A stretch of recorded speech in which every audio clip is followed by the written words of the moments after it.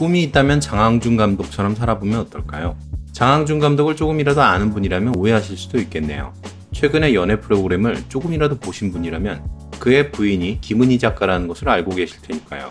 김은희 작가는 사인, 시그널 등 한국에서 보기 드문 전문적인 분야의 소재를 가지고 각본을 쓰는 작가로 최근 넷플릭스에서 대박을 친 조선시대 배경의 좀비 스릴러 킹덤의 작가이거든요. 정말 대박을 친 드라마들의 작가로 유명하고 장항준 감독 본인이 스스로도 김은희의 남편으로 소개할 정도입니다. 수입 역시 엄청납니다. 이 부부가 SBS 꼬리에 꼬리를 무는 이야기에 출연해 서로의 카드에 대해 말하는 장면은 두 사람의 케미와 재치 그리고 재력을 볼 수 있는 대표적인 장면이었습니다. 장항준 감독은 은희에게 항준의 카드란? 이란 질문을 던졌고 김은희 작가는 바로 무용지물이라고 답변합니다. 이에 김은희 작가는 바로 항준에게 은희 카드란? 이라고 묻자 장항준 감독은 황금알을 낳는 거위라고 답합니다. 그러자 바로 작작 쓰시고요 라고 받아주죠. 여기까지만 보면 장항준 감독은 부인 덕에 먹고 사는 속칭 셔터맨처럼 느껴지기도 합니다. 본인 스스로도 개그 소재로 사용하다 보니 그를 단편적으로 아시는 분들은 SNS에 셔터맨이라고 욕을 하시기도 하고요. 장항준 감독은 1969년생으로 올해 52세입니다. 건설업을 하시는 아버지 덕택에 알고 보면 강남 파라군 출신의 부유한 금수저로 태어났습니다. 그의 집이 얼마나 부유했는지는 한 일화를 들어보면 알 수 있습니다. 장항준 감독이 초등학생일 당시에 산림 녹화 사업이 국가적으로 행해질 때였습니다. 그래서 식목일이면 학교에서 묘목값으로 500원씩을 걷어갔죠. 근데 어느 날 어머니가 돈을 주지 않고 그냥 학교나 가라 이렇게 얘기하시더랍니다. 투덜거리면서 학교 수업을 듣고 있는데 갑자기 어머니가 트럭을 타고 나타나셨습니다. 그리고 500원 대신에 트럭에서 나무 수십 그루를 운동장에 내려놓을 정도였다고 하죠. 하지만 이런 생활도 잠시, 고2 때 아버지의 사업이 망하면서 이런 부유한 생활도 끝이 납니다.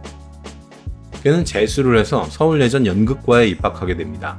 원서를 넣는 전날까지 매우 많은 고민을 했다고 하네요. 왜냐면 그때까지만 하더라도 한국 영화는 벗기기만 한다고 생각될 때였으니까요. 전두환 노태우를 거치는 군사정권 시절 소위 3S, 스크린, 스포츠, 섹스 이게 정책적으로 장려되는 시기였으니까요. 근데 입학원서를 넣기 전날 친구와 영화를 보고 나오다가 극장 앞에 사람들이 모두 우울하게 보이는 경험을 하게 됩니다.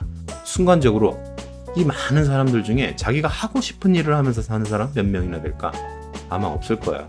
그러면 어차피 망할 바에는 내가 가고 싶은 길로 가겠다. 이렇게 생각하게 됩니다. 한 강연에서 말하길 그때의 영화 티켓은 지금도 보관하고 있다고 하더군요.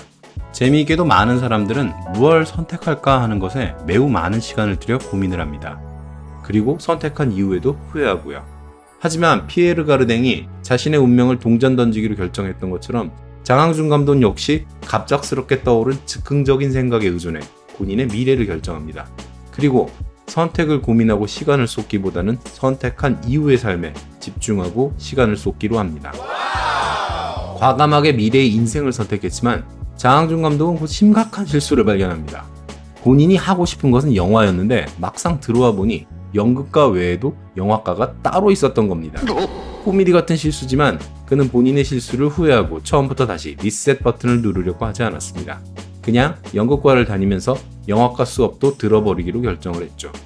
또한 영화 관련 기관부터 외국 문화원까지 드나들면서 매일같이 수십 편의 영화를 보기 시작하죠. 그가 대학 시절 서울예대 도서관의 극본 중 안 읽어본 것이 없을 정도였다는 것은 유명한 일화입니다. 오죽하면 김은희 작가는 결혼하고 나서 남편이 책 한 권 읽는 것을 못 봤다.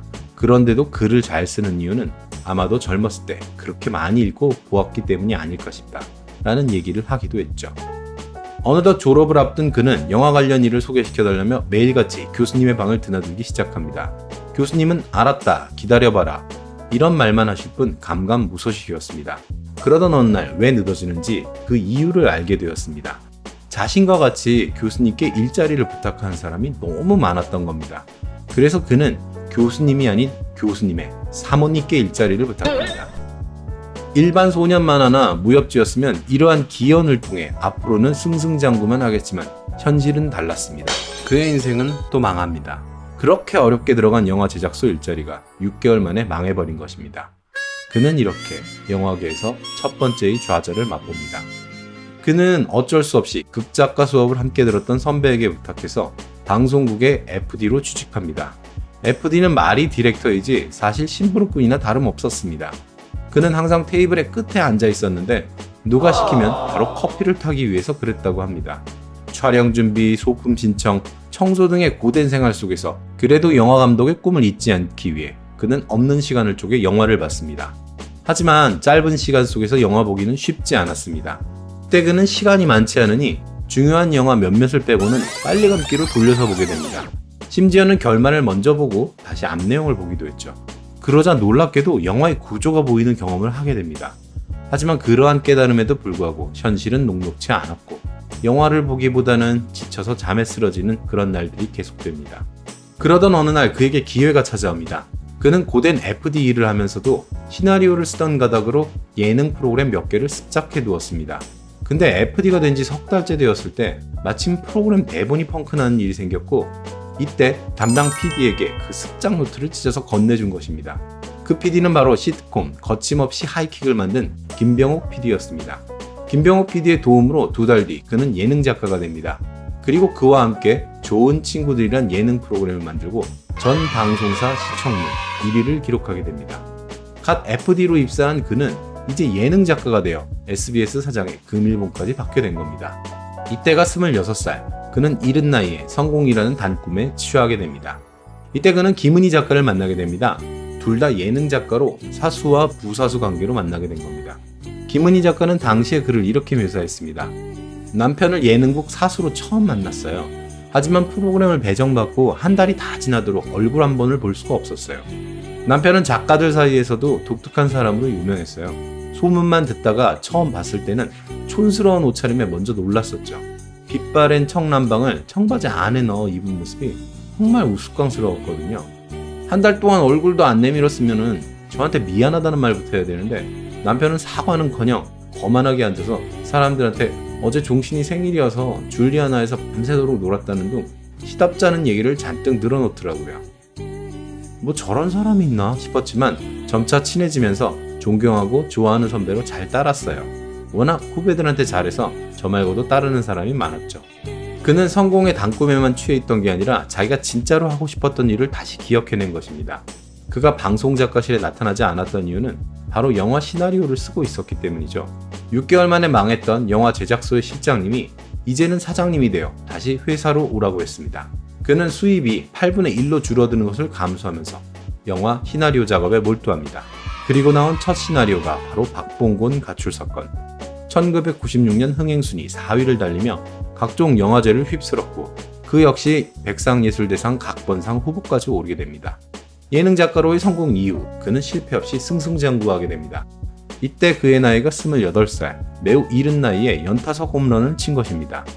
하지만 성공도 잠시, 그의 인생은 또다시 나오게 됩니다. 그가 한 인터뷰에서 말한 것처럼 이른 나이에 예능 작가와 시나리오 작가가 되어 10년간 주목은 받았지만 정작 중요한 감독 데뷔는 하지 못했기 때문이죠.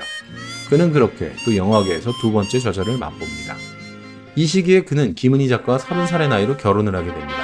하지만 결혼 생활은 쉽지 않았습니다. 엄청난 생활고에 시달리게 된 것이다.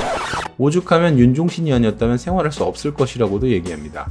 도와달라고 부탁하는 수준을 넘어서서 세제, 쌀 같은 생활용품을 타오라고 했다고 하죠. 근데 이 장항준, 김은희 부부에게는 재미있는 점이 있습니다. 보통 부부는 반쪽이라고 하고 서로가 상대의 부족한 점을 채워 하나가 된다고들 얘기를 합니다. 일종의 파트너 같은 관계로 볼 수 있죠. 근데 이 두 분은 서로를 친구라고 얘기합니다.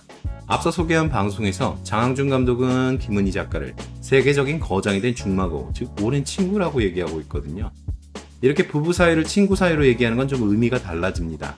장항준 감독이 친구인 윤종신의 자취방에서 감독 데뷔 전 2년간 무의도식을 했는데 이런 일이 친구 사이에서는 가능하거든요. 많은 부부들에게 경제적인 문제는 이혼 사유가 되지만 장항준, 김은희 부부는 친구 사이라 별 문제가 되지 않았나 봅니다. 인터뷰를 보면 두 분 모두 그 당시 재밌었다고 얘기하고 있거든요.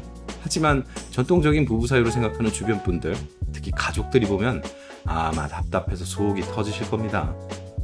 그렇게 감독 데뷔를 하지 못한 채 3, 4년이 지나자 어느 날은 그의 아버지가 조용히 부르셨습니다. 가정을 꾸렸으니 이제 감독 데뷔는 포기하고 다른 일이나 찾아보라고 말이죠. 그때 갑자기 김은희 작가가 나서서 이렇게 말합니다. 항준 오빠는 반드시 감독이 될 겁니다. 1년만 더 지켜봐 주세요. 하지만 현실은 아름답지 않았습니다. 1년이 지나도 2년이 지나도 감독 데뷔는 하지 못했습니다. 그렇게 3년이 더 지나 34살이 되어서야 라이터를 켜라로 겨우 감독 데뷔를 하게 됩니다. 이 영화는 2002년 월드컵에도 불구하고 전국 약 130만 명의 관객을 모으며 손익분기점을 넘겼고 평단과 관객의 주목을 받게 됩니다. 이렇게 성공을 이어나가나 싶었지만 다음해 2003년 불어라 봄바람이 망하면서 그는 영화계에서 다시 세 번째의 좌절을 맛보게 됩니다. 이 세 번째 좌절은 더 깊은 상처를 남겼습니다. 이때의 좌절로 인해 그는 점점 변해가기 시작했습니다. 한 인터뷰에서 김은희 작가는 다음과 같이 그때의 그를 묘사했습니다. 경제적인 어려움은 둘째치더라도 점점 권위적으로 변해갔다고요. 감독병이 그렇게 무서운 건 줄 몰랐어요. 주위 사람들이 감독님 하니까 정말 자기가 왕이라도 된 줄 알더라고요. 예전에는 누구보다 제 일을 존중해주던 사람이 어느 순간 자기만 위해주길 바라는 사람으로 변해 있는 거예요. 제가 영화 그의 여름 지필 막바지에 이르렀을 때인데 스태프와 함께 워크숍을 가겠다고 하자 남편이 말도 안 되는 이유를 대며 화를 내더라고요. 그 일 이후 사이가 급격히 나빠졌죠. 다행히 그 무렵 친한 후배가 제 마음을 알기라도 하듯 남편에게 감독님 요즘 변하신 거 아세요? 하고 따끔하게 한마디 던졌는데 당시 남편은 머리를 한 대 얻어맞은 기분이 들면서 잘못 살아왔다는 생각이 들더래요. 그 일 이후 남편은 예전의 모습으로 아니 예전보다 더 훌륭한 남편의 모습으로 바뀌었어요. 이 시기 김은희 작가는 영화 대본의 작가로 데뷔했습니다. 김은희 작가는 예능 작가로 일을 시작했을 뿐 드라마는 공부한 적이 없었습니다. 장항준 감독은 타자가 늦어서 시나리오를 쓸 때 김은희 작가에게 타자를 부탁했답니다. 그걸 대신 타이핑하면서 김은희 작가는 자연스럽게 대본 집필법을 배우게 됩니다. 장항준 감독은 백상예술대상에 각본상 후보까지 오를 만큼 탄탄한 실력이었으니 정말 돈 주고도 배우기 어려운 경험이었을 겁니다. 하지만 보통 부부가 함께 같은 분야의 일을 하는 것은 매우 어렵습니다. 왜냐하면 상대방에 대해 매우 잘 알기 때문에 직설적으로 말하게 되고 그게 쉽게 상처를 주기 때문이죠. 게다가 두 명이 동등한 실력을 지니지 않았다면 상하관계가 생기게 되는데 대부분 그 과정을 못 견디거든요. 하지만 이러한 어려움을 이기고 부부가 큰 일을 하게 된다면 거기서 나오는 시너지는 더할 나위 없습니다. 장항준 감독에 의해 이미 구축되어진 인맥과 인프라에서 오는 시너지, 그리고 서로를 잘 알기 때문에 오는 시너지는 정말 강력했습니다. 하긴 이분들은 항상 새로운 일을 시작할 때 완전히 맨 땅에서 헤딩하는 일들을 고르지 않습니다. 항상 자신과 친숙한 분야의 일들로 시작하죠.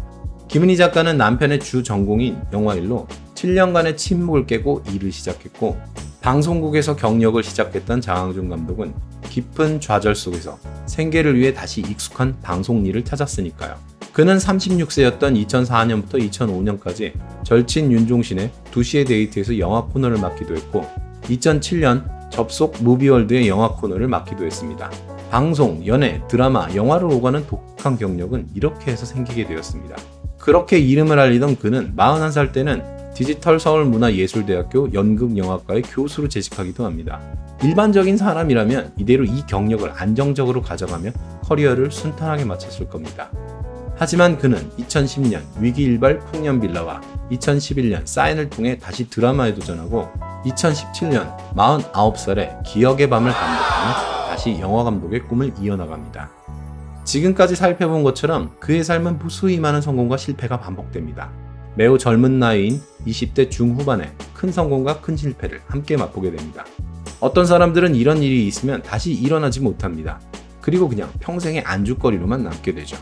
하다못해 고작 10대 후반에 치렀던 대학 입시의 실패를 가지고도 내가 예전에는 서울대도 꿈꿨었어 라며 자조하는 사람들을 우리는 술집에서 자주 볼 수 있으니까요. 하지만 그는 집에 쌀이 떨어져서 친구인 윤종신에게 의지하면서도 계속 도전을 했습니다. 그는 한 인터뷰에서 이렇게 말합니다. 나는 항상 운이 좋은 사람이었어요. 그래서 기회가 많이 찾아왔죠.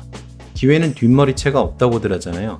그래서 기회가 왔을 때 기회에 대한 갈증이 어느 정도냐에 따라 다가온 기회를 잡을 수도 놓칠 수도 있습니다. 아쉽게도 나는 성공하지 못한 감독입니다. 그래서 내 꿈은 60대가 됐을 때도 감독 의자에 앉는 것입니다. 앞으로도 다가올 기회를 놓치지 않고 즐겁게 살며 최선의 작품을 만드는 게 제 꿈입니다. 긴장하면 지고 설레면 이긴다. 늘 그렇게 생각하며 살고 있습니다.